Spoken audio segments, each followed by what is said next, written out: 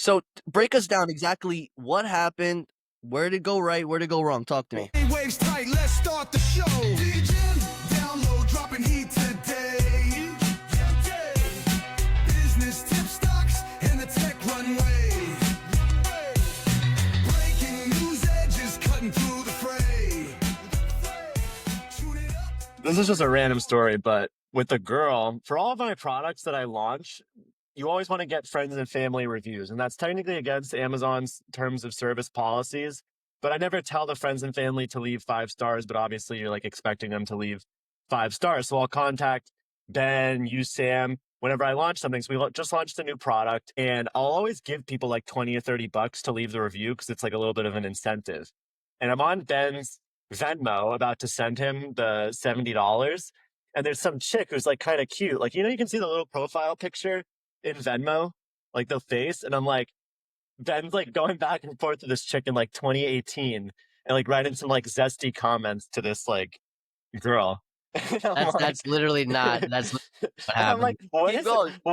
what is the story with this chick? So I started like kind of digging into her transactions on Venmo. You can find a lot of stuff through people's Venmo communications. So then I get distracted. I come back and I send $70 off. And I'm like, oh, fuck, I think I just sent $70 to this random chick. And she messages me like an hour later and goes, hey, I think you sent this to the wrong person. And the caption that I wrote to Ben was Latina Relief Fund. So I sent this random girl Latina Relief Fund. Ben's like, LMAO, and I sent a screenshot to him. So she messages me and goes, I think you sent this to the wrong person. And I just go, LMAO, haha, yeah. Just expecting her to like keep it. I don't really give a fuck, And then literally like that, maybe 10 minutes later, she goes, haha, sending it back. By the way, you're really cute. Hey, Like, I was like, damn, like maybe the Venmo DM is actually kind of a play. The accidental DM Might on be the purpose play. through Venmo might be a secret move. But yeah. everybody take notes. Instagram is dead. The dating apps are dead. Everybody pull up Venmo and start. Yeah, except 90% of the girls, they won't send it back, bro. They'll just block you. Yeah, I will say the girl you send it to is like a good person. So like, but like, yeah, like Sam said, most of them will just keep it and be like, and probably block you, and then tell her friends like, yo, Yeah, just dude, Venmo the girls request this guy. You think she'd block you and not send the money back? Yeah, some girls for sure, bro. For sure, they're like, man, that's nail money, bro. Fuck this guy. Cash App conversion might be higher. Yeah. True. Cash App. Send her some cryptocurrency. Well, they love that sound when the Cash App hits the ching, Like the cash Yeah, app. true. You gotta So hit him how with do you- the. Go ahead. So you think that was Spencer's already gone? Spencer's coming back. He said we got our first guest on the pod. He's like, yo, I don't know what you guys are talking about. I'm dipping. He's like, this is not what I signed Get up outta here. for. He's like, this is getting too dark for me. When are we gonna be talking about tech? Yeah, what were you gonna say? He should be back. I think you just had an internet issue. Oh yeah, everything's things off. Everything seemed to rally pretty good this week. And have you guys been buying anything? Like, what is this market for you guys right now? Well, just speaking of today, I don't know if you were watching how UNH took a big hit. It went down about 23% today. So it definitely picked up like a few shares because, 450, 448. I think that's a steal for UNH. I think it's a solid $600, $650 plus company. It is like I was speaking to Ben earlier, it does take those big drastic drops usually after earnings. It did have another 20% drop, but last time it had more to do with the whole Luigi Mangione. Yeah, and it's speaking of Luigi Mangione, I don't want to like get off topic too much, but if you guys saw the whole Taylor Lorenz, shout out to Taylor Lorenz. Nobody knows how old she is. she was drooling over this kid. Like this kid is like 19, bro. She was like, he's handsome and he has the morality that most men in this generation don't have. I swear, that's like the word she used. So it's like, all right, Taylor. Girls love him. Girls love like a murder story, which is pretty funny because like girls will tell you, my biggest fear is a man. Like my biggest fear is like being in the woods with a man. I'd rather be in the woods with a bear than a man. But then when a random handsome man murders someone, then he's automatically like a heartthrob. Like, This explain is the math to I'll me. I've say I've I'll say actually realized this. So basically, 99% of what girls say is just like fluff. It's just made up. It's not actually what they genuinely want. It just kind of sounds nice, so they say it. But if the dude is hot enough, there's absolutely no such thing as a red flag. Like I literally, it's actually pretty funny. I watched this one guy on Instagram. This black dude, King, like his name is like King something, but he's like goes like he's like 6'8" black guy, and he goes and he talks to girls.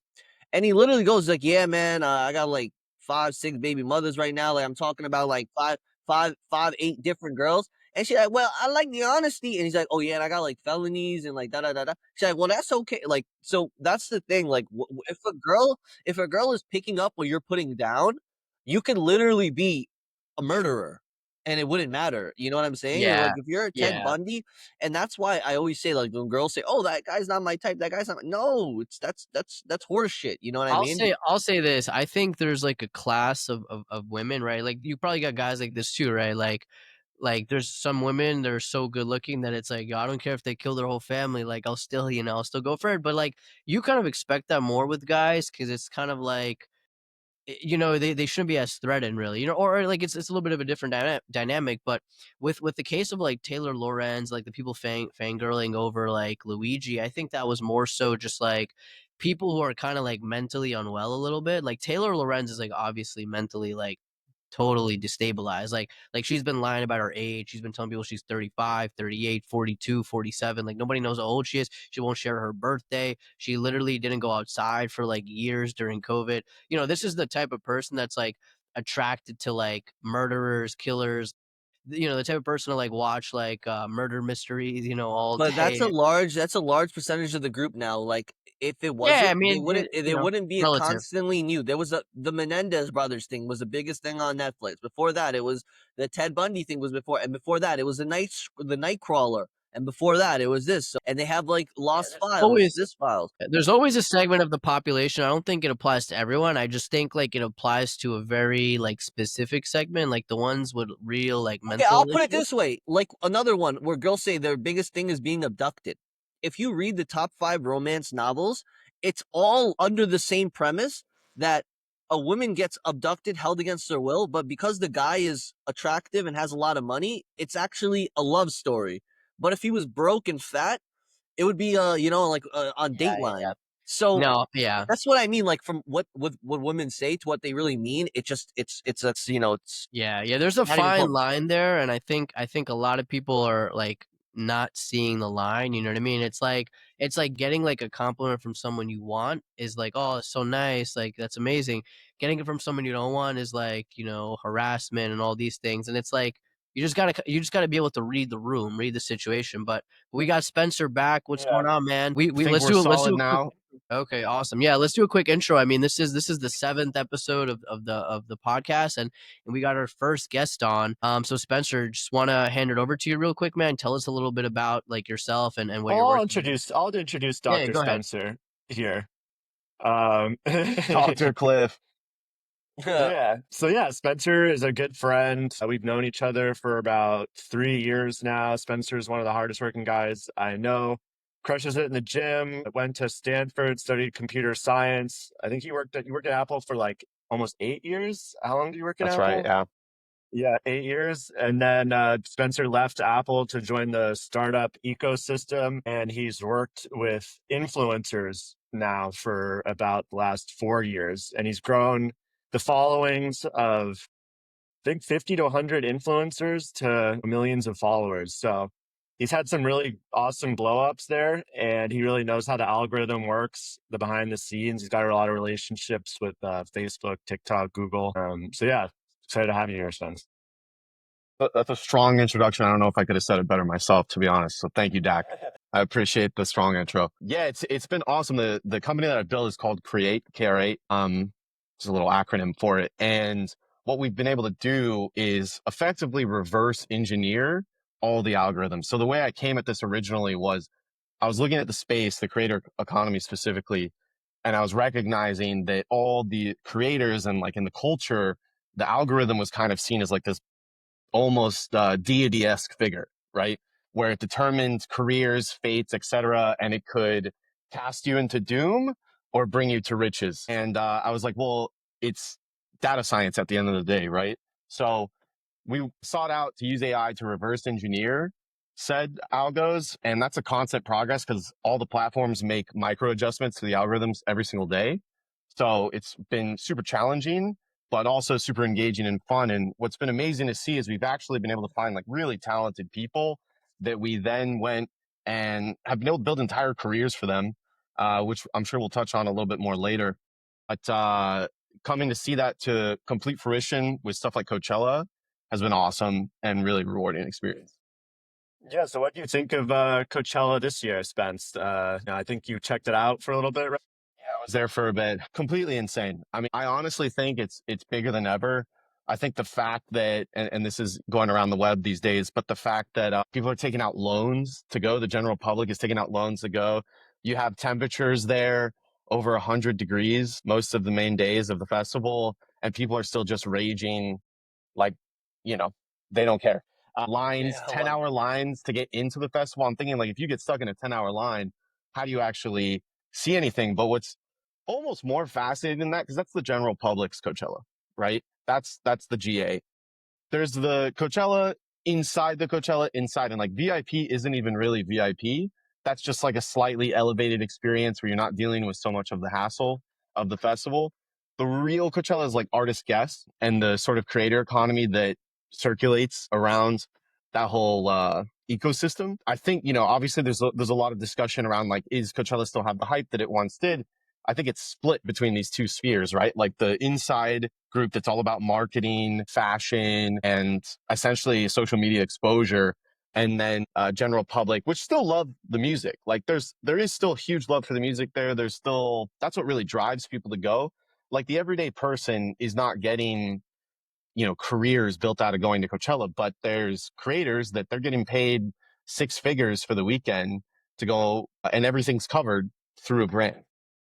I think the dichotomy that you're bringing up is really interesting, where it said this year almost 60% of the tickets were buy now, pay later through a platform called Klarna. Basically, like Yeah, you have that's right. people that are taking out loans to go to Coachella, and then you have this other group of people that are quote unquote influencers that are being paid to go to Coachella, which is really funny. But the real winner of Coachella this year seemed to be the brands. I feel like this year I saw way more influencers posting content from Revolve and getting the Dyson Air fans and going to the 818 party and doing all those things. Even people that are not The influencers, 818 like Coachella's outpost. providing them outposts. It's providing them opportunities to like capitalize on behalf of these brands. And it's almost like everyone wants to be an influencer now.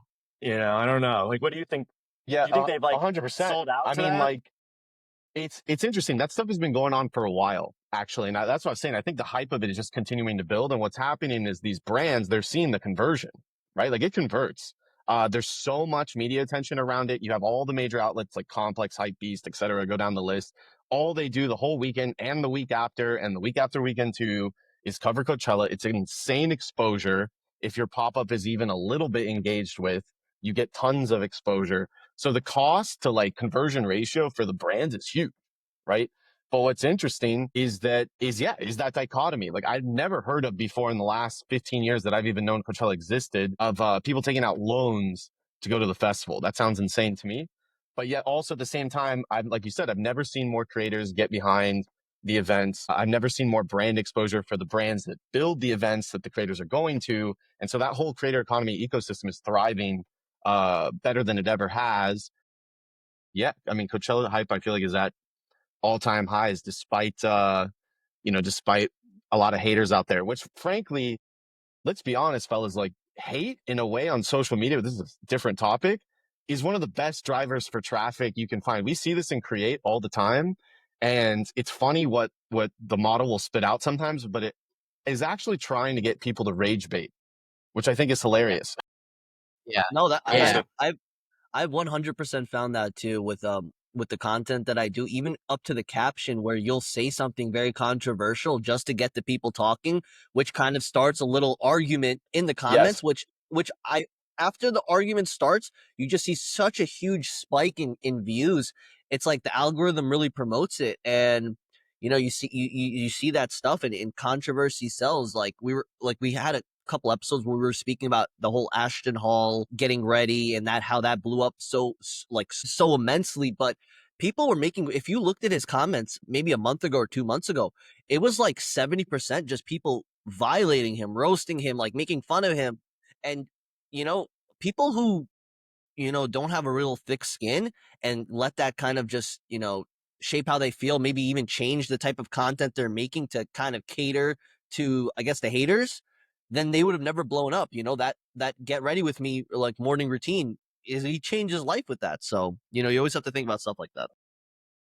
Yeah, it's fascinating. Like, so the model can even adapt to like real time stuff. So like Threads obviously has good traffic because Instagram is pushing the fuck out of Threads. I'm sure we've all seen it. You can just be on your feed and a thread just pops up and you'll be in Threads without even realizing it. The number one conversion that we're getting right now in terms of engagement for creators on Threads is effectively, and now the model doesn't call it this, but when I look at it, it's what it is rage baiting, purposely trying to have an opinion or a piece of content that is controversial, that people don't like. There's a negative context undertone to it. And that brings in engagement. Unfortunately, I mean, like, I don't know I how feel like healthy it is for Threads culture and society, but it Threads works. is like basically TMZ now.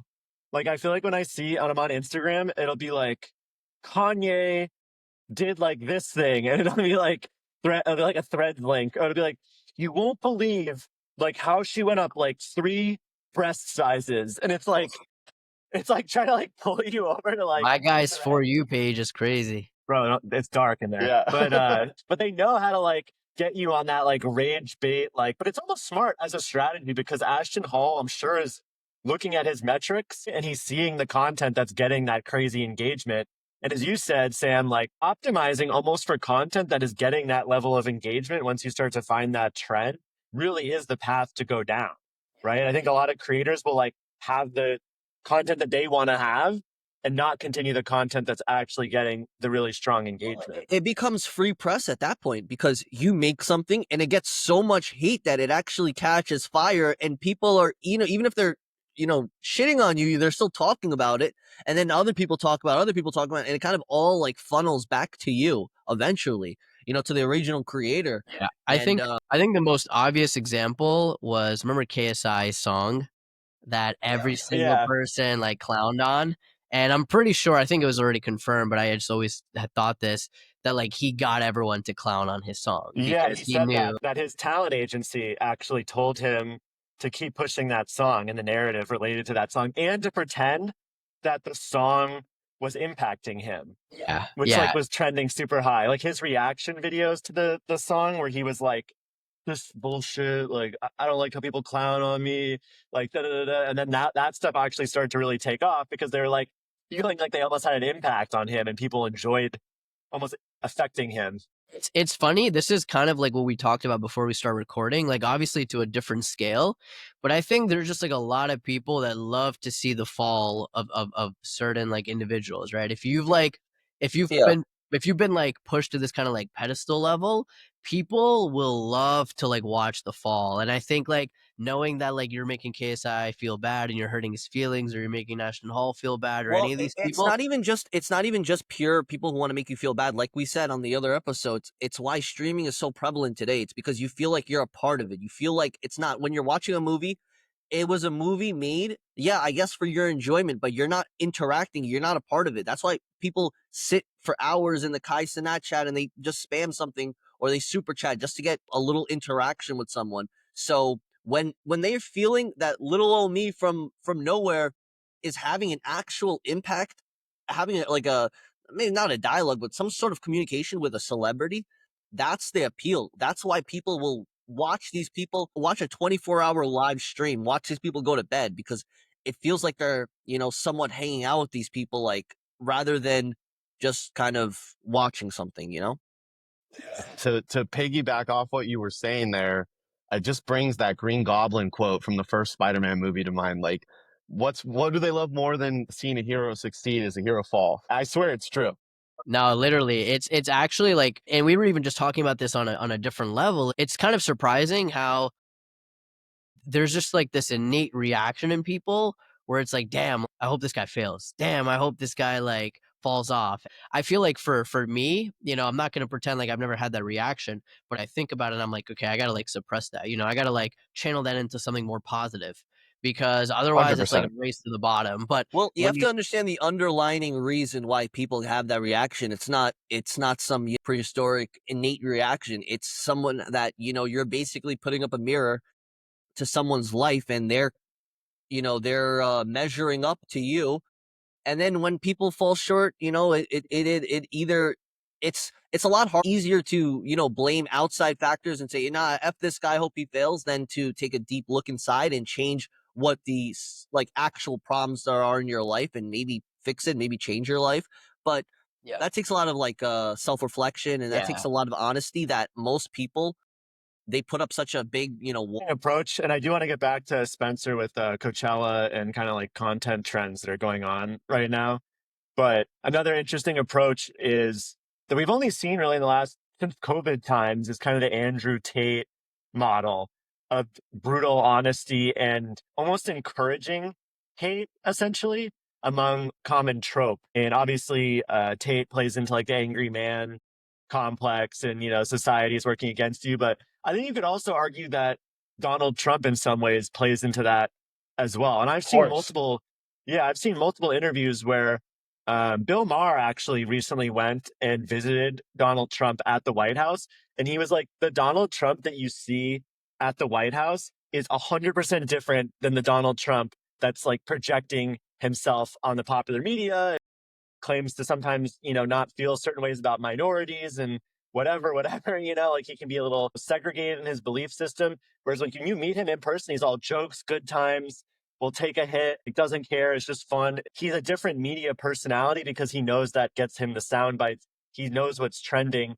Tate's the same way. I've heard similar situations where people have hung out with him, said he's a much different dude online, knows how to trend through these like expansive statements and remarks. well, what he does a lot too, which is really big, is where you'll throw in. I've seen this happen a lot. Where this will really get traction. Where you'll throw in a couple actual facts sprinkled in with a bunch of their own personal BS. Where it's very hard then to be like, well, no, this guy's wrong. Well, then you're like, wait. He said this, and this, and this held true. They're saying, uh, being a white straight male is bad, and da, da, da, da, da. And then the last part of the sentence will be something completely off. You know what I mean? But when you're sprinkling in facts and BS, it's really hard to kind of navigate through the good stuff, Yeah. because I mean, it's like, if you have to listen to some of it, because it's like it even tricks your brain. Like, you start listening to something, okay, well, this kind of makes sense, and then it's like, oh wait, but yeah, this is yeah. I think we do this weird thing where it's like, oh man, everything Trump says is wrong, everything Tate says is wrong, everything like Bernie Sanders says is wrong, and it's like it's never that way. There's always like some facts that people are saying, and then there's like some stuff that you can like disagree with, or some things that are like objectively false, right? And I think unfortunately, if you want to have like a very like nuanced take, you're not gonna you're not gonna get those views on the Instagram clips. Like they had literal clip armies. People aren't gonna like react to that and like want to consume that. So maybe, in like a 3 or 4 hour, 5 hour podcast, you can have a nuanced conversation. And Trump, like if you listen to his interviews and like, you watch like a full debate, like you're actually like, okay, yeah, like a lot of this stuff like actually makes sense. But if you hear like a 15-second clip, 3-second clip, same thing with like Tate, same thing with like all these guys, you're self-selecting and they're selecting for like the most kind of like outlandish possible statements, because that's really what reels people in. But Yeah. yeah, Spencer, I mean, I would love to get your thoughts. Obviously, you have like, your company is doing this. I'm just curious from the AI perspective, what is the technology actually doing to kind of like play on those algorithms? Like how are you Yeah. using that information? That's a great question. So it's super interesting without getting like overly technical, because I could get super technical on it. But from a real high level standpoint, essentially what we're doing, like I said earlier, is we're reverse engineering the existing algos, which they change on a daily basis, right? So we're looking, there's a couple of things that go into that. One that's really interesting is we can recognize a pattern effectively, right?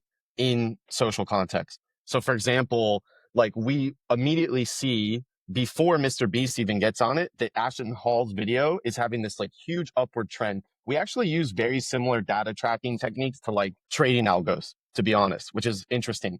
So like trading algos, a lot of the more advanced ones, they can see like, oh, there's this big uptick all of a sudden, like in the Wall Street bets era, you know, there would be this huge upward swing in a stock, right? Or what have you, or in options. We can do the same thing, but with social media, which has upward swings all the time because that's just how the platforms are designed, right? And so we have direct API access to all the major platforms, and we're actually looking at all of them in real time, which aggregates like a pretty fat server bill, unfortunately, but the value is still powerful. So we keep going. And nonetheless, we can see these things real time. And another thing that affects it a lot, believe it, is sounds. So like sounds obviously isn't just like music, but it's just an audio. Like the trending audios play a huge role. We've been able to test this where we take the same clip, right? The same clip. We'll use an audio that's not doing super well or an oversaturated audio. So let's say you pick an audio that's like a song that's everywhere on social media. Like it's unavoidable. That actually, believe it or not, if it's overly saturated, can hurt your piece of content. Now you're getting damage because it's overexposure. But if it's a song that like it's just starting to have that upward trend, or an audio that's just starting to have that upward trend, your content is now going to get not only what you would normally get from the content itself, but people that are aggregating to that just because of the audio. And we can see this on TikTok, Reels, and YouTube Shorts the most, that you get literally like 300% increase in viewership and engagement just by swapping out to an audio that's better positioned to, you know, bring viewership. Yeah, An that's super interesting interesting. one. Yeah, just a No, go ahead. quick follow-up. So with that information, you guys are actually the ones doing the content, or you're kind of like brokering No, so or we sharing have that with right the agency? now, we work with marketing agencies directly. CL Talent is a big one that we work with. And so they represent a bunch of people. Right now, we're representing over about, through the agencies, about 150 different creators or accounts. And then they're using our tool, which is web-based. And, you know, there's a UI platform that they can go in and they basically get like whatever information they're looking for. Obviously, like there's a whole, we've kind of gamified it, which is fun. And we're looking at launching a consumer app, which kind of makes it available to everybody, which is an interesting take. But as it is right now, we kind of gamified it where there's a rating system that's proprietary. So we'll say like, okay, this post was a 6.2 out of 10. Here's where it could have improved. The audio was oversaturated. The caption didn't convert to engagement. There's not like, we can scan the comments as well with an LLM and say like, okay, clearly these, it's just like, if people are just spamming emojis, right? Or saying like, nice photo, bro. Like that's not good engagement. You need actual conversations in the comments. That's how you get real viral power. That's how you get real engagement. And that's how you get real conversion to sales on a product as well. Is if there's almost discourse, but it doesn't always have to be discourse. It can be positive, but it just has to be a discussion and not just like the general emoji praise type spam that you see on like 99% of posts that go out. So I have a follow-up question too. So a lot of people who are listening to this pod might be looking to get started on social media, which is obviously like a big task, right? Like I want to Huge. create content, but I don't know how to get started, right? And I might pull up my phone, record a video, and it gets 200 views. I might pull up my phone, record a different video, it gets 300 views. What do you 200 really view jail, encourage? as we call it. Yeah, like how do you encourage creators to get out of that 200 view jail, right? Like what is the process that they can scale? Yeah, so it's interesting. I would say, so what's interesting is I think very few people are actually like just trying to start. I think everybody has played around with it. Anybody that's below a certain age bracket, right, has played around with it to some extent, if not like a good amount. And I think what happens is people decide, okay, they're like, social media gods, I see what you've done for others. Please do it for me. And they're like, I'm just going to keep posting and hopefully it's going to hit. Or even this is the other effect we see a lot on TikTok, especially, is they'll have one piece of content just randomly go viral because it was actually good. And they're trying to like recapture that magic, but they just can't. And they don't even understand why they were able to go viral in the first place a lot of the time. And so what we're trying to do through software and through data aggregation is exactly that. Understand the why and then break that down so it's repeatable. But did I answer your question, so to speak? No, so more like I'm like, say I'm Ben, right? And I'm like never going viral. Like I keep posting like content with my like dog and it's just not really going anywhere. but I'm trying to grow. I'm like, Ben, I'm only stuck at like 100 views. My mom keeps commenting only on my posts. But how do I get past that? Like, how do I come up with ideas?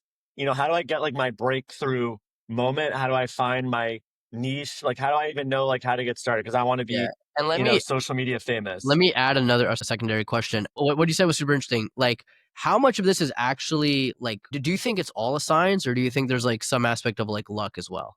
Just as like a follow up. I think it's all a science. I don't think any of it is luck. I mean, these are highly sophisticated algorithms, and they're all of them, all the algorithms on all platforms. Like, this is great. We can clip this. All algorithms on all platforms are designed for one thing and one thing only: viewer retention, right? And if viewer retention is there, it doesn't matter about comments, it doesn't matter about likes, all that stuff helps, right? And some algorithms favor saves, and some algorithms favor shares and stuff like that. And these things change all the time. But at the end of the day, there's one game and one game only to play, and it's viewer retention. So if your content is stuck in 200 viewer jail, your content sucks. Like, I'm sorry. Plain and simple, your content is bad. Maybe you had one piece of content that went viral, and that's because maybe it was super simple. It didn't have to be fancy, it didn't have high equipment or whatever, but it was relatable. But if you're just starting out and you're trying to figure out like your niche and all that sort of stuff, and you're experimenting and you're not getting anywhere, so to speak, I would say, like, figure out what you're passionate about. This is more like coach type conversation, as opposed to the data component, because the data component is like, you have some success and we're just trying to get you like mega success, right? But if you're stuck in 200 jail, you really haven't even gotten off the ground, essentially. So find what you're passionate about, find what you have like some level of interest in that you can consistently stay on top of. And that could be multiple things. Maybe it's comedy, maybe it's fitness, maybe it's makeup, food, etc. And figure out how you can sort of dial in from there, and then see what the best people in that niche are doing and just straight up copy them. You won't even be able to copy them to a T. I guarantee it. Like, if you try to copy them, it's going to come out half as what they did. Whatever it may, I don't want to say half as good or half as bad, but it's not going to be the same. But just copying like the most successful people in that category will get you close, and you'll discover more in that process about where you really want to go and finding your voice from there. A creator that we've worked with a bunch, that's a good friend of mine, named Stephen Kelly, always had success on social media. He's super successful now, but before, he never really found his voice, and we were able to find his voice, and he basically like created his own sort of mini genre.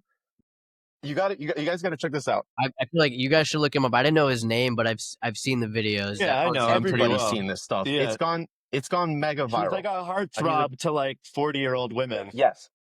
Well, to all women, honest to God. Like, I've seen all the metrics. All women love him. God bless him. He converts exceptionally well with women. And then as a result, like, men love him because they want to be like him, right? But he's not, this is the best part. And he has a range of content, but I'm talking about his stuff that goes like super viral. His stuff that goes super viral, he's not helping you train better.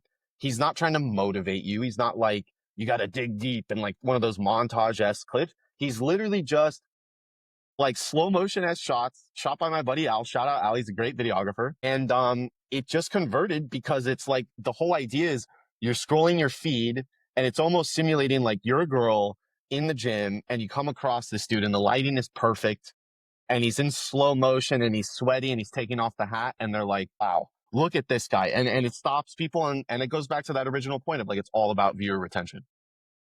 You know what? Who I feel bad for the most? I feel like the people who do the skits, like the amount of energy, work, and to constantly be funny. Like compared to putting on a dance, a new song, buying a new outfit, whatnot. So stuff like that, like, man, he can do, like, there's no limitations to how many videos he can make.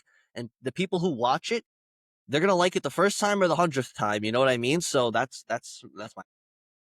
To slightly disagree in that what's interesting about the skits or anything that's like information based is, in terms of like career, it actually translates way better. As we see ad revenue from views start to trend down, right? Like, the platforms are paying creators less per view. It's really about like, what can you generate for yourself through either like other business partnerships or your own business, selling a course, whatever it is. And Filling the creators, yeah, exactly. Go down the list. the creators that actually bring like a value outside of just like a few seconds of watching, sure, they have way less views, but they're converting more revenue per year by like a pretty large margin, sometimes even like multiplicative level. And I'll give some credit to my boy Steven in that like he's well and above the TikTok hula hoop girls, and that like I can't disclose exact numbers, but he got paid a very large amount to go to Coachella this last weekend. And it's because he does more than just that content. He's expanded himself a bit more now, and he's going to continue to expand even more so going forward outside of that. But what was great is he used that to build an initial audience. And I think that's kind of what we're seeing with Aston Hall right now is he uses like, he had to know that in his video, like clearly it's not that time of day. Like the sun isn't even up in Miami. When you look at the timer at the bottom, like if you lined it up, the sun's not up and it's bright out, but he says it's like 4 o'clock in the morning or whatever. So clearly it's not 4 o'clock in the morning. So he had to know that. And that's that controversial piece that brings in the viewership. And then he can kind of build on it from there now that he has the audience and sort of niche down, if you will, and monetize from there. And I think that's the real play. And that's what a lot of the girls doing the hot girl content just don't do outside of maybe trying to convert to their OnlyFans link. Yeah, I think Because that's the thing, they really don't outside of the OnlyFans. I mean, it's extremely lucrative where they're kind of taken care of, and if and they only really need to. It's like people kind of overestimate how many like super loyal, like let's call them fans, simps, pay pigs, whatever. But these girls, Simps. they get a couple. Yeah, simps. We'll call them simps. So, like, you get a couple dudes who, like, they have no outside contact with any women. They probably maybe work from home. Maybe they go to an office. They go home. They don't really talk to anyone. They're spending their disposable income on these girls.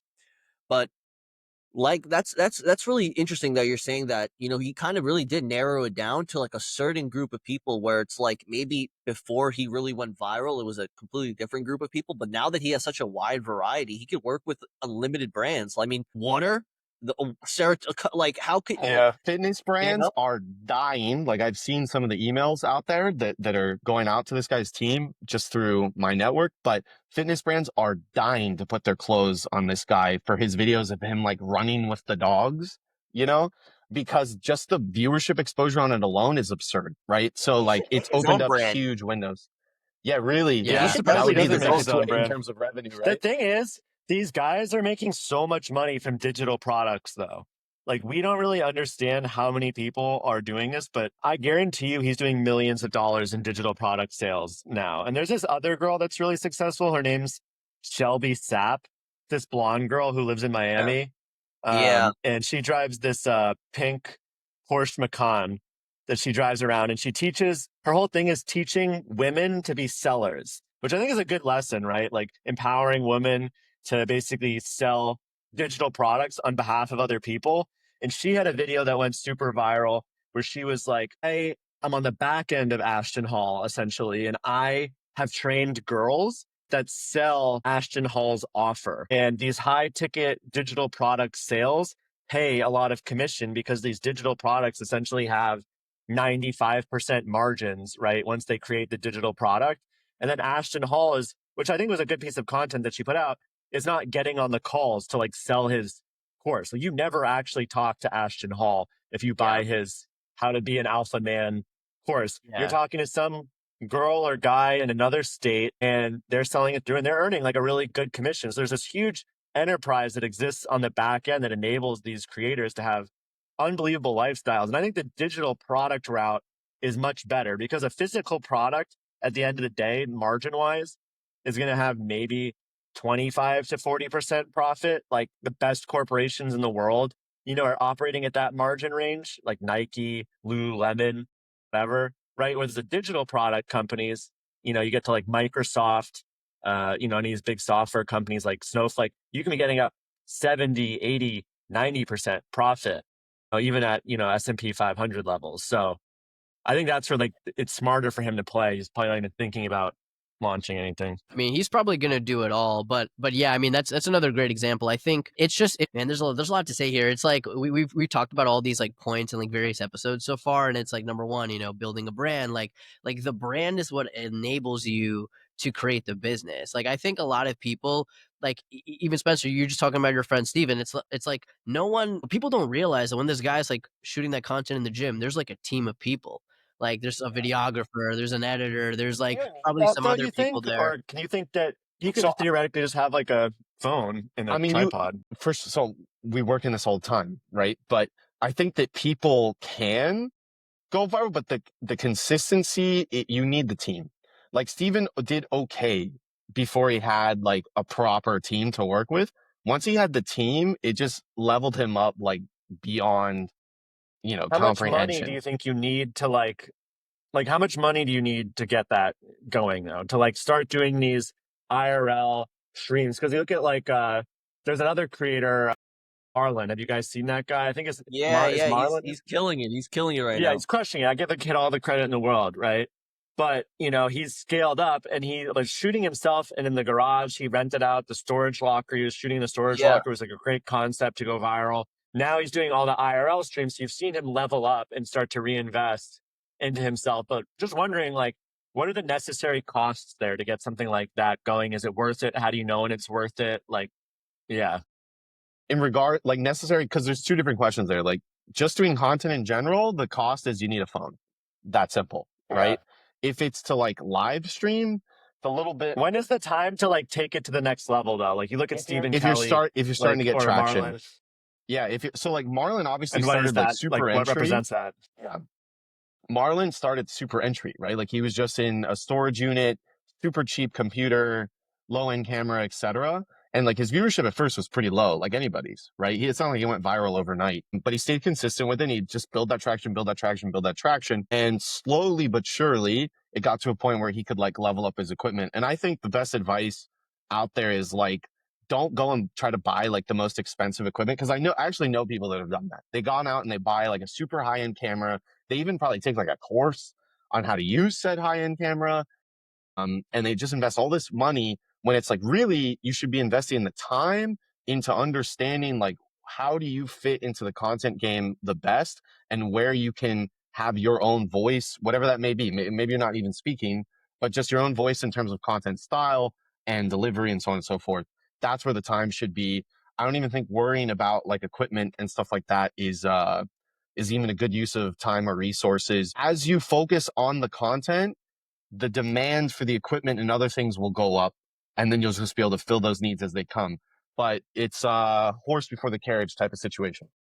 Yeah, it's I like truly believe that too, because what I've always thought about is that it's like action is even if you have no idea what you're doing, it's always better to you don't need because a lot of people they set up barriers for themselves like, well, I don't have once I get the computer, then I'll have the laptop and then I'll blow up. And that's horseshit. Like I'll be real. When I started doing YouTube, like you said, you have to find your niche. I tried maybe 7, 8, 9, 10 different things. Like I said, like he said, I was stuck in that 200 view jail until I found the right thing. And then you just like you just kind of like just see the progression. You start it goes from 200 to 1,000 to 5,000 to 10,000 to 20,000 to half a million, so on and so forth. It's getting there. Yeah, That's the even with real our tricky part. content, it's so true. Like we started this podcast and we still don't have a lot of followers. So like and follow, this pod if you guys hit that subscribe on subscribe YouTube. button, smash the Yeah, like we're gonna have button. awesome guests every week. We're gonna be teaching knowledge here and there. But biggest thing though is that I think Ben, you even said someone recognized you on the street, a week or so back, which was awesome. And then we've gotten 70,000 views on our Instagram, and that's from zero, which is pretty impressive. 70,000 views, obviously not all in one video, but we've had videos get 13,000 views. So we're getting our stride up, and I don't think it's far away until we start to get, better and better content going out there. We're trying to put out the knowledge that we have, but the consistency is key, right? Just getting started. None of us have the best equipment. We're just staying consistent with it, getting it cranking. It's so interesting. It's like every time we get on this podcast, I feel like I just like learn a lot just from everyone else speaking. And yes, and as you guys were saying this, I'm thinking like, damn, like there's two things that are going on in my mind, right? One is like, first of all, you have to have good content, right? I think about it kind of like the movies, right? Where you first see like Quentin Tarantino has like Reservoir Dogs, super low budget, whatever equipment, and it's a great movie. And then now he's able to make like Django and like all that, crazy explosion stuff. And I think there's this point, and you'll probably know when you're getting to that point. We're not there yet, I would say, with the podcast, but God willing, hopefully in a few months, like we'll be at that point, and it's like, man, we gotta like get a whole like production thing ready. We gotta like make this like super professional, because if you do want to be at that level, you're competing against people with like 5, 6, 7, 8, like, people on their team, like blowing everything up. You have people like clipping on like 30, 40, 50, 100 accounts. So the competition, I would say, gets super, super, like super, super tough at the top. But before you're at that very like high level where people want to give you like 100K to go to Coachella, I would say, like, and Spencer, you can correct me if I'm wrong, but I feel like at that point, like, you really just have to have good content. And then if you want to actually start making like the big money and having people like fly you out and like really promote you super heavily, that's when you actually need to like turn your brand into just like a business, and you have to like take it super serious. Like one thing, we were talking about on the podcast for the clips that we do, we just pull organic clips, right? And then that's great. But I think like what really works is like people sit down and they're not even recording a podcast. They just start recording clips. And Yeah. No, Yeah. people literally do that all the time where it's I even seen people fake talking on a podcast where they're all by themselves. Like, and it seems like somebody asked them a question and they're literally just talking to themselves, or, or yeah, and answering that their stuff own works. question. That stuff works. That's the Hollywooding of this. And like whether like, oh man, should this be the case? Should it not be the case? It just is. And that's kind of like something I had to get over. I'm like, man, I just want to do it organic. But when you're trying to compete at like a serious level, you actually have to just like you have to do it There's that no way. avoiding stuff like that, unfortunately. But what's great is that, again, because the algorithms are like pretty damn advanced. One thing they do, I'll just throw this as a little tip for all the creators out there. You definitely want to multi-post. Like, don't just post to one platform. If you're doing content, post to all the platforms. And please, for the love of God, make sure that there's no watermarks from one platform to another. Don't have a TikTok platform on Instagram. Don't have an Instagram watermark on TikTok, and vice versa. The algorithms scan your content, and if they see that, they'll keep you in that 200 view jail. It's very hard to get out at that point. But beyond that, to your point about like the people that I've seen that too, where they're like just in a room by themselves and stuff. Most of those clips like don't do super well unless it's people clowning them. And then you get that whole controversy level component that we were talking about, the rage baiting, which is a different discussion that we already had. But but nonetheless, I think that content is just comes across like super unauthentic. And it's also why, fellas, and I hope we get there someday. I would love to run this back, all of us in person. I think the in-person element, we all know this from our business, I'm sure, and just working. Like having an in-person meeting versus a Zoom is a totally different ball game, and it's very powerful to sort of level that up. But in due time, and I love that we're able to get this ball rolling with all of us sort of scattered about, but able to come together and discuss things. Yeah, for sure. I know we're coming up on time. We've had a really good discussion. I want to talk a little bit about the markets. I know a lot of people like hearing kind of our thoughts on that. Spencer, I actually didn't know you worked at Apple for 8 years. So I guess we can kick things off there with whatever you feel comfortable sharing. Like what I think obviously Apple's like one of the first or second biggest company in the world right now. It's been changing because the markets are down. But a lot of people have been talking about like Apple's not innovating. Apple is kind of falling behind in a lot of ways. Personally, myself, I Apple was my second biggest holding since I've been, I first bought it like a decade ago, and I've been trimming a lot, right? What do you think? What do you actually think about like Apple, the company, and the direction it's heading? Like, are they innovating in the background? Well, what are your thoughts on that? So it's a great question. People bring it up to me all the time, honestly. First, I'll just add for everybody out there, trimming down, if you are big on Apple shares, in my opinion, I'm not telling anybody what to do, not financial advice and all that good stuff. That's what I'm doing. I'm in the same boat. Obviously, we had like stock options and the rest as employees. So I'm trimming down. I've been trimming down. I may even get to where I'm holding none, honestly. There's still lots of talent at Apple. I think the most talented people, and this is not to take anything away from any old buddies of mine or former colleagues, but just personally, most of the most talented people I know that were on the software side have left. And it's because they were working on great projects. They had amazing ideas. These are brilliant, talented people that their projects never got to see the light of day. There was a lot of bureaucracy. There's a lot of politics internally at Apple that just prevented some great innovation, some great ideas from really getting the proper backing to get out to the public, right? And that frustrated people. It frustrated me in my time there. And it led to a lot of software focused people leaving. Now, where Apple's still strong is in hardware, and where I think they're strongest in hardware is actually in silicon. So like the M1 through M4 chips are amazing. I think if any of the projects, and I can't speak on, what I hear rumblings of in the distance and whatnot, but if they're able to focus at all on expanding in that domain, I think they can still be successful. I think obviously the brand's power is still pretty strong, but it's going down. I mean, this is no secret to anybody. Apple Intelligence is a total failure so far. I mean, like embarrassingly a failure. Meta is now not even, this is a bit of new news as of today. Meta is not allowing Apple Intelligence to operate in the keyboards inside of their apps going forward because it's so bad. And I'll just say on an anecdotal personal level, I've not seen a single text or email summary from Apple Intelligence that ever made sense. And I just wonder, I'm like, did they not, user test this stuff at all before pushing out to the public? It's like embarrassing bad. Meanwhile, you have like obviously just massive jumps in other AI departments out there in the world, other AI companies.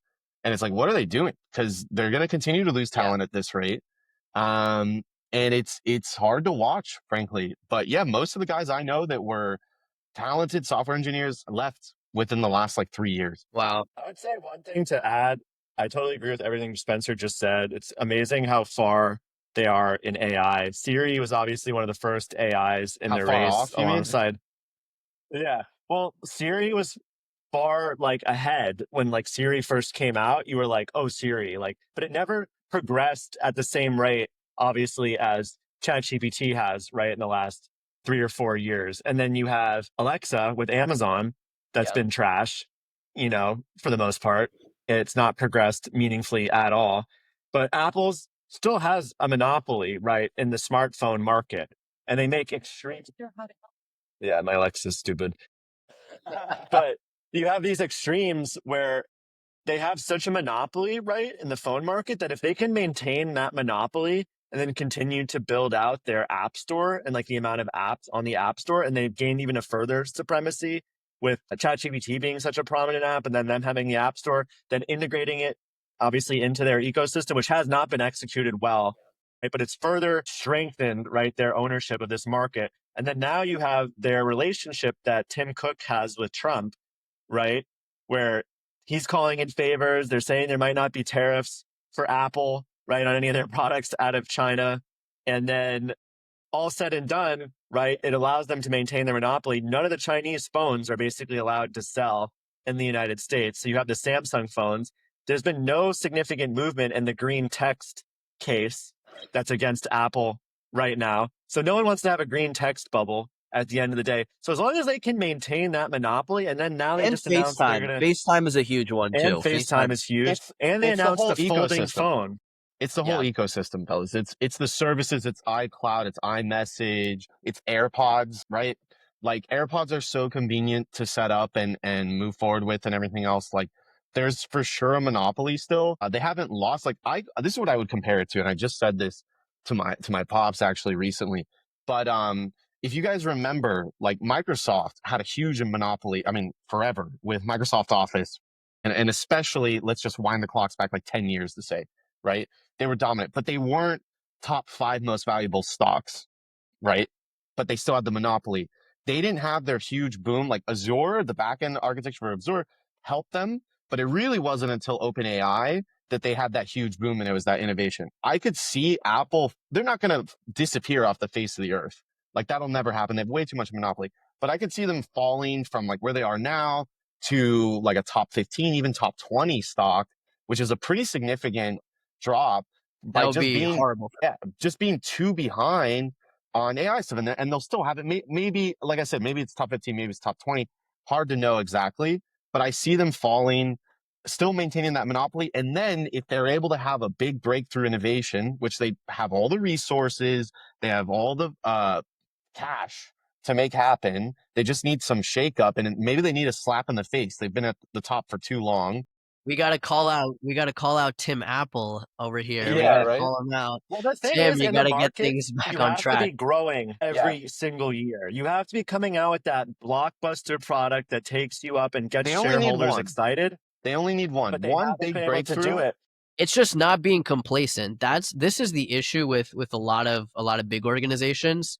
Like I mean, Apple's kind of a good example. Like their product is so good that I feel like they have become complacent. Like I'm never gonna get rid of my iPhone. You know, like I'm always gonna get another iPhone. I'm always gonna get another MacBook. I'm always gonna get another. I don't wear AirPods anymore, but I like those Apple wired headphones now. But like it's about getting new people into the ecosystem. You know what I mean? So I mean, we had some It's like also crazy about inside being on the baseball it's here. also Yeah. about being on the cutting edge of stuff, like he said about Yes. Microsoft too, where before the whole AI, because that's the main thing. They jumped on the AI wave when it was very uncertain. There was no monetary, it didn't show to be profitable at all. It was all speculative at the time. It was all, oh yeah, it's cool, it's it's interesting, whatever. But there was no way that they weren't monetizing it. But because that's the first thing, they went very much in on artificial intelligence, with having the stake in OpenAI.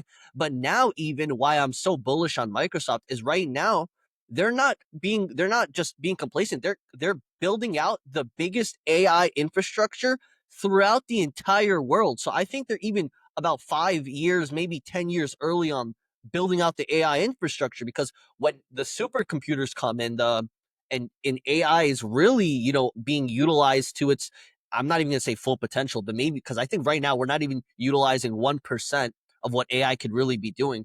Once we even get into the 10%, and there's going to be so much, need for that infrastructure, I could see them growing to, even bigger than they are now. I mean, I know they're probably, I think it's the most expensive company in the world Yeah, right now. I'll say Yeah. quickly, Yeah. I think like companies need to take risks, right? And I feel like sometimes I think about this and I'm like, man, you just get enough money, you just get enough this, you just get enough that, and you can sit back and chill. But it's not the world that we live in. Everything has to be progressing, otherwise it's dying. And I look at Meta stock when they changed the name to Meta, right? It went from Facebook to Meta, and they were pumping all this money into AI, and people were looking at the AI that they were doing, like the metaverse, and they were like, "Man, this is garbage. Like, no one's going to use this." And you have the stock goes down to like $100 a share or less. You have Jim Cramer crying on TV saying Meta is done. They took a risk. Like Zuck took a real risk.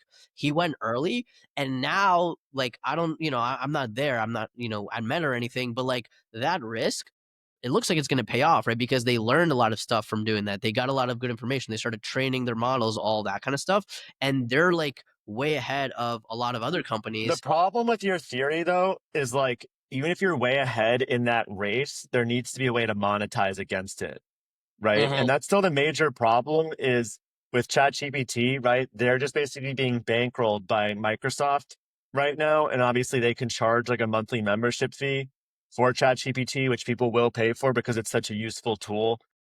The problem with Facebook is, are you going to pay anything to utilize Facebook? Their entire business model is based on ad revenue. So unless they can figure out like the metaverse, the whole play with the metaverse was essentially to have another whole landscape that they can show ads, right? He's inventing another place that you go. Like Facebook, you go, you're in there, you see ads. You go to Instagram, you're in there, you see ads, right? Metaverse, you go in there, you see ads. But it didn't plan out that way, right? What are you I think paying it's him too early for? to say. I still believe we're heading to a trajectory where like people will plug into a really sophisticated headset and have a metaverse job and a metaverse wife and a metaverse family. Whether we like it or not, I think that is the direction we head in. Whether it happens in 10 years or 100, I don't know. I do Yeah, see but people I aren't do see that. investing on 100-year time horizons, Yeah. in my opinion. Well, also Who knows? Who knows? it's kind of We how might live to everything be thousands. Who well, knows? We got how Brian Johnson everything coming went down. My down great too. grandkids will be rich. Well, with the whole, yeah, we're about to wrap it up, but well, the last thing I do want to say is there was a lot of outside factors. I feel like it has to kind of be a perfect storm and everything has to work out, because when the whole metaverse thing was happening, they're like, "Oh yeah, metaverse is happening," and then this is with the whole NFT craze, and like, and this is going to be the form of currency, and then everything kind of collapsed around the same time, where it did put a big, like, it kind of put a big damper on what they had going on. But look, they came out of the tunnel. more profitable than ever. Look at the stock, it's been Well, holding. they're still being held down because they're facing trial right now. So Zuck is literally in federal court right now For the over whole China project. anti-monopoly practices. Yeah, and just like there's not been a lot of coverage of it, which I think it's hard to say what's happening. But I think Daddy I Trump think might there's take care of him. of it. Yeah, I don't think It's it's in the first I'm America's hearing best of it. interest. It's not in America's best interest to break up what they've built, in my opinion. And I don't feel that they have a monopoly on social media. I think if someone created a better social media app that people would just go there. We I don't saw think that there's with any. TikTok. We literally saw that Yeah, with TikTok. exactly. So Yeah. I think the whole philosophy of like him owning WhatsApp and him owning Facebook and Instagram is like baloney because I almost never go on Facebook anymore. Like I only know like my mom and like dad go on Facebook and It's a like they boomer barely even use platform. it. Yeah, so that's dying. They obviously have like a huge ad network there, which is awesome. Like they capture a ton of ad dollars. So that's the only monopoly you could really claim is like Boomers so have they have a money. monopoly on advertising. In fact, boomers have Yeah. all the money, damn near it. Yeah. Boomers Yeah, have- exactly. But then you get TikTok where you can advertise, and people always advertise on the most effective platforms. We're seeing these other platforms pop up like AppLovin, TikTok, Pinterest. There's a lot of other social media platforms. So I think the whole thing's baloney. And if I think they break that up, I think it's a big cost to America. But we're running a long time. Yeah. This has been an awesome pod. Really appreciate you coming on, Spence. Pleasure, Hopefully fellas. get you back very Yeah, this has soon. been awesome. And Yeah, I'll man. just say one Thanks for last stopping thing, by. I'll say one last thing. We've been talking about AI, we've been talking about tech, and one thing we haven't been talking about is gold. And I think we just saw the numbers over the last 20 years. Gold has now outperformed the S&P 500, and gold miners are up 50% year to date. Gold is up 25% year to date. So if you guys want to be Just in, rich now. if you guys, everyone who was looking down on the people buying the chains and all that kind of stuff and focused on AI and everything, man, just get some pickaxes, get some shovels, Well, and get to listen, work. listen. I hate doing that because it's kind of like you're picking and choosing. Like, oh well, I know, this and I'm this. just messing around, but it is No, I funny. know. That's a good clip. That's a good clip. Yeah, so the interesting thing about gold, if you want like a startup and a way to be able to sort of get into gold that I just found out about recently is this is a real stat.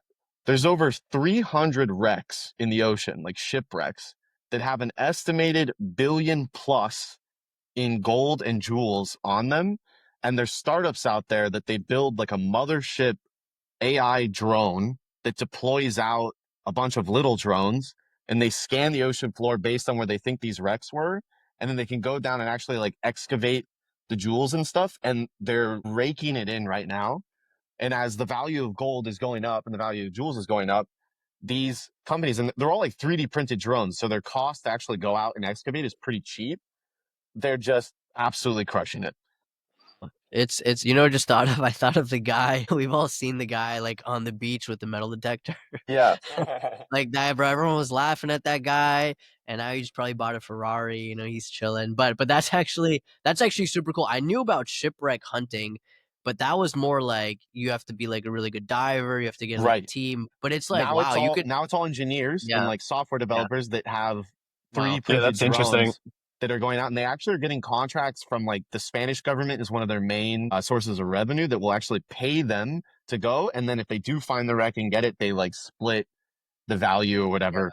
A lot of Um, Spanish gold in the ocean. That's Yeah. for sure. And I mean, you bring that up, but like I don't know if you guys listen to or know who Eric Prince is, the guy who started Blackwater. I mean, he's been talking about this for a while. Like drones, like if you don't have an army, if you don't have a military that's like trained in using drones, like you're falling behind. Like they just the advantages have been so everything's been changed. Like the playing field is no longer what it was, and it's always been changing. But now it's like literal just these drones are like insane. I mean, they can do things that no one even thought possible. They're almost like flying cars. I want like a Um, personal drone that like follows me around, and like when you're out at night, it just like is like bro, following you, and this one like you could get a starts DJI creeping for up like on you. And it's like $500 that'll do I was that. gonna say they it's got like that, brother. freeze and just fucking like shoots like a taser at like anyone that tries to mess with you. Personal Security drone. drone, Yeah. bodyguard drone.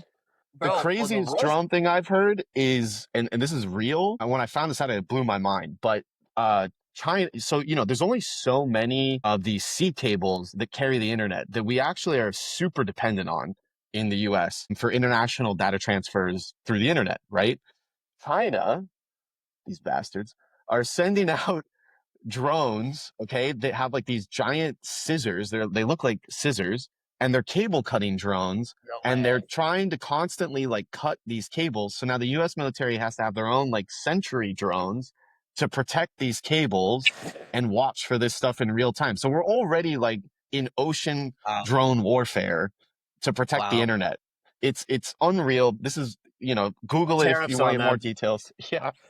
Tariffs, no one- 10,000% tariffs. And it's crazy. Like all of us are like pretty up to date with the news. I didn't even hear about that. Like 99.999% of people have no idea what's Well, going the on behind the smartest scenes. companies are the ones that are fighting the drones now. So there's that company called Anduril, Andrew, yeah. which is Yeah. I was started just by about to say, you got to Palmer tap in Luckey. with Lucky Palmer. Yeah. That's where I found out about this thing about the seed kitting couples is from Lucky Palmer.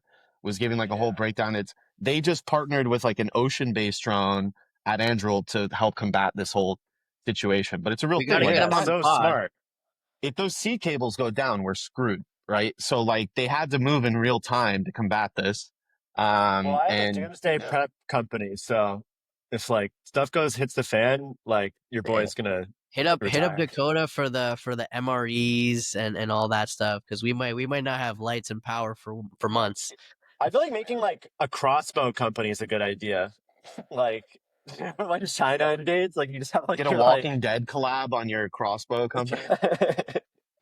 like we need to start Forget making. gold, bro. If the world goes to shit, bro, your fucking bullets will be worth fucking 10 times gold's weight, man. That's what's true. real. That's I true. don't We've give been a shit stocking about a up. gold chain at that point. Man, one bullet, man. I'm telling you, because if there's the right people, and it's crazy because there's such a disparity of like, there's some people who have like 300 guns and probably like 100,000 rounds somewhere, and then there's like people who like, they don't want to fucking look at a picture of one. You know what I Yeah, mean? the So it's like- averages are skewed. They're like, oh, the average American has like 2 guns, and it's like, I'm like, like no, you're I'm like, saying, yeah, yo, one there's guy like has like 200. me and someone else have like 50 each, and then there's like most people that don't really have, so it's Don't like, have any. yeah. Or maybe they have like a pistol with like 2 boxes of rounds, Man, but that's but then there's hoarders that have like enough ammunition to fight off the apocalypse. Yeah, Those yeah, are they're Dakota's ready. best customers. I think Yeah, that you should. 100%. Well, you guys both you live in LA as well, right? Yeah.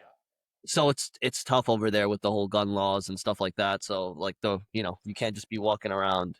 Live in LA, but I grew up in Miami, so Oh, I've seen both coasts extensively. That's Nice. awesome. And where in Miami did you grow up?